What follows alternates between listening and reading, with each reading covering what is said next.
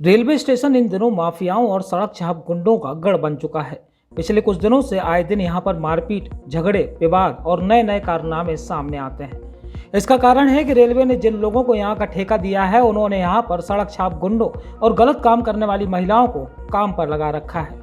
आज एक बार फिर से रेलवे स्टेशन परिसर गुंडों का अखाड़ा बन गया, जहां दो पक्षों के बीच विवाद इस कदर गहराया कि जमकर खूनी संघर्ष भी हुआ। बताया जा रहा है कि पार्किंग के विवाद को लेकर यहां झगड़ा हुआ था, जिसमें पार्किंग ठेकेदार के पालतू गुंडों ने यहां जमकर बवाल काटा।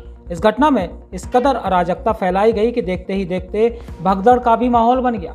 पार्किंग की अवैध वसूली को लेकर हुए विवाद में खूनी संघर्ष हुआ, जिसमें रेलवे स्टेशन पर सवारियां ले रहे एक टैक्सी चालक के साथ मारपीट की गई, बल्कि गुंडों ने उसका सर तक फोड़ दिया।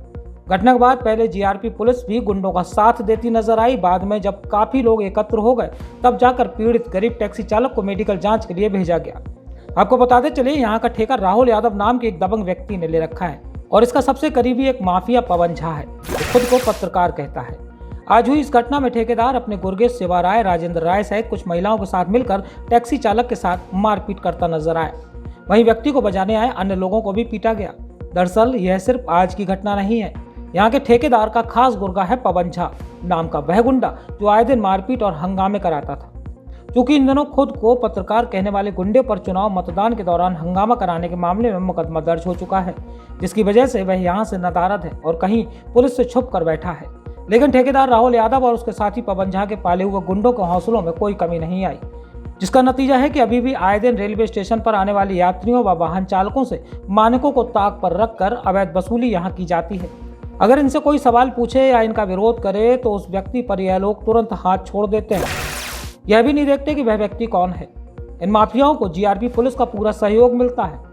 वहीं अगर कोई व्यक्ति इनसे विवाद करे तो उसकी गत होना तय है, क्योंकि पहले तो विवाद में यह गुंडे आम आदमी को वसूली के लिए मारते पीटते हैं और बाद में यहाँ पर अपनी कर्मचारी के रूप में रखी गई उन महिलाओं को सामने लाकर खड़ा कर देते हैं, जो किसी पर भी झूठा छेड़खानी का मुकदमा लिखवाने के लिए तैयार रहती हैं। दरअसल ठेकेदार ने यहाँ रखा ही उन महिला कर्मचारियों को है, जो सिर्फ लोगों को फंसाने का काम करती हैं। और जब कभी विवाद बढ़ जाता है तो पवन झा और राहुल यादव इन्हीं महिलाओं और लड़कियों को आगे कर देते हैं। अगर कोई व्यक्ति इनकी शिकायत करने जीआरपी थाने पहुंचता है तो पहले यही महिलाएं उस पर छेड़खानी का मुकदमा लिखवाने पहुंच जाती हैं। इन लोगों ने पार्किंग के नाम पर छोटे मोटे टैक्सी चालकों के पेट पर भी लात मार कर रखी है, क्योंकि पार्किंग की आड़ में यह लोग इसी जगह से सवारियों को बिठाते हैं और वाहनों से डग्गा मारी कराते हैं। चलिए, यह तो हुआ आज का विवाद। अब हम आपको दिखाते हैं इन्हीं ठेकेदारों और उसके खास माफिया साथी पवन झा के कुछ विवाद की तस्वीरें, जिसमें यह दर्जनों बार लोगों के साथ अवैध वसूली के लिए मारपीट कर चुके हैं।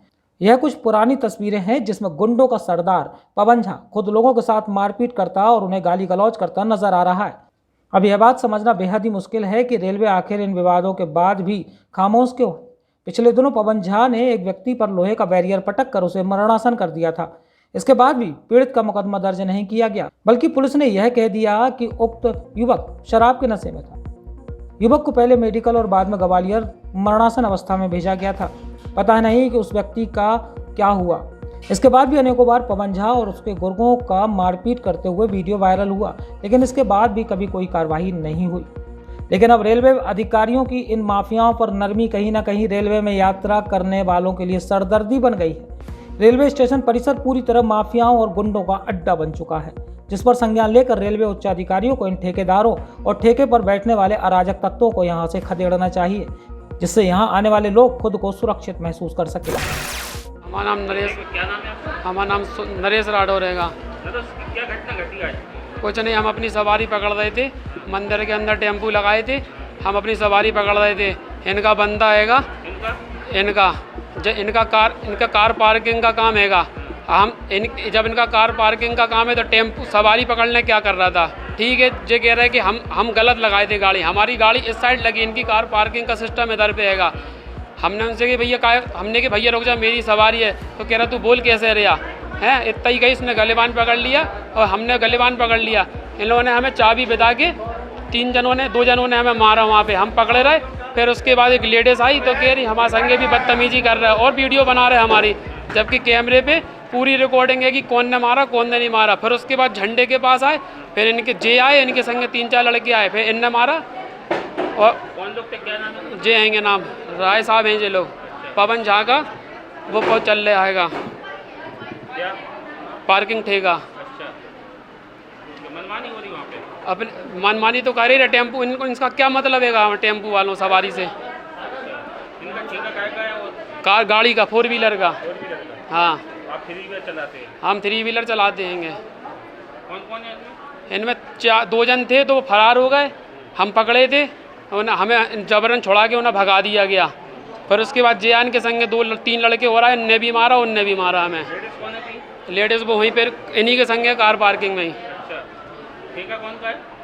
पवन झा भी हैंगे, मुख्तार हैं, जो राय साहब हैंगे, कोई यादव का भी बताते हैंगे।